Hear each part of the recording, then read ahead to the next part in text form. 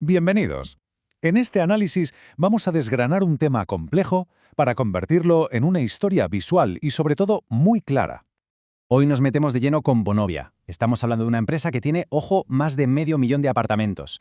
Y sin embargo, algo no cuadra. Hay un misterio que tiene a los inversores bastante desconcertados, y vamos a intentar resolverlo.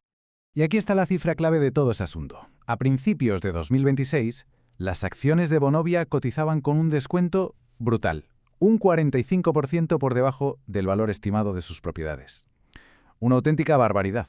Así que la pregunta del millón es, ¿qué está pasando aquí?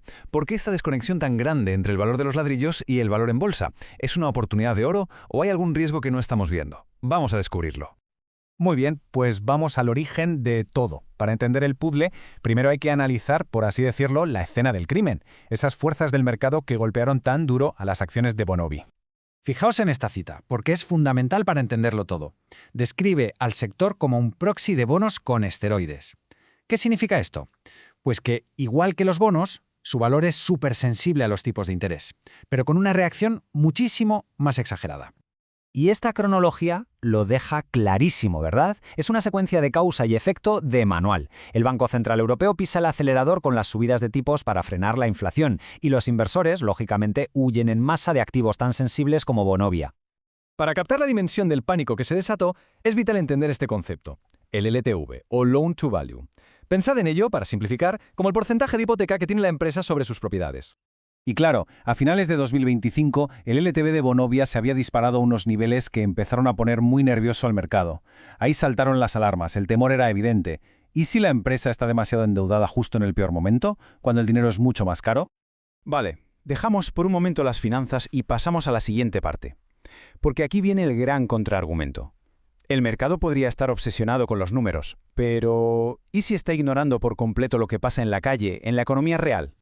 Y esto es que ilustra a la perfección la enorme tensión que hay en el mercado alemán.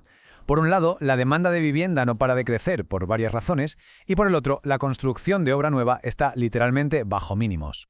¿Qué significa esto? Pues que la cartera de Vonovia, con sus más de 540.000 apartamentos, se convierte en un activo estratégico que hoy por hoy es imposible de replicar. Y lo más importante de todo, este desequilibrio brutal entre oferta y demanda se traduce en algo muy concreto: poder para fijar precios. Esto significa ingresos por alquiler que no solo son predecibles, sino que además crecen de forma sostenida. Y ese es, al final del día, el corazón del negocio de la empresa. Bien, tenemos el escenario. Una crisis financiera en el mercado, pero unos cimientos muy sólidos en el negocio del alquiler. La pregunta es, ¿cómo reaccionó la dirección de Vonovia ante esta encrucijada? Pues lo que hicieron fue ejecutar un plan de 3 pasos, muy claro y muy metódico. Primero, apagar el fuego. Segundo, exprimir al máximo el negocio. Y tercero, una vez todo esté bajo control, volver a pensar en crecer. Y los resultados del primer paso no tardaron en llegar.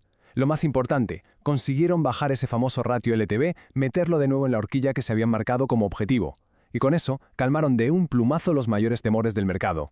Pero es que el segundo paso fue igual de exitoso. Este dato es una pasada, un aumento del 27,4% en el flujo de caja operativo.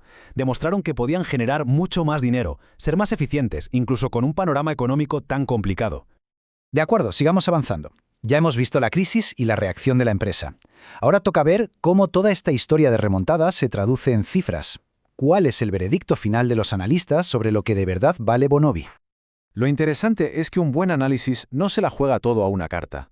No se usa una sola métrica. Lo que se hace es atacar el problema desde diferentes ángulos. Se valora por los activos, se compara con la competencia, se proyecta el dinero que generará en el futuro y se mira lo que pagará en dividendos. Es como triangular la posición para encontrar el valor real. Y cuando se combinan todos esos modelos ponderando cada uno según su importancia, los informes llegan a una conclusión: un valor justo de 37 euros por acción, una cifra que, comparada con el precio de cotización de ese momento, sugiere un potencial de revalorización más que considerable. Pero claro, una cosa es tener un precio objetivo y otra muy distinta es que el mercado te haga caso. Esto nos lleva a la pregunta clave. Vale, ¿y cuándo se supone que va a pasar todo esto? ¿Cuáles son los plazos?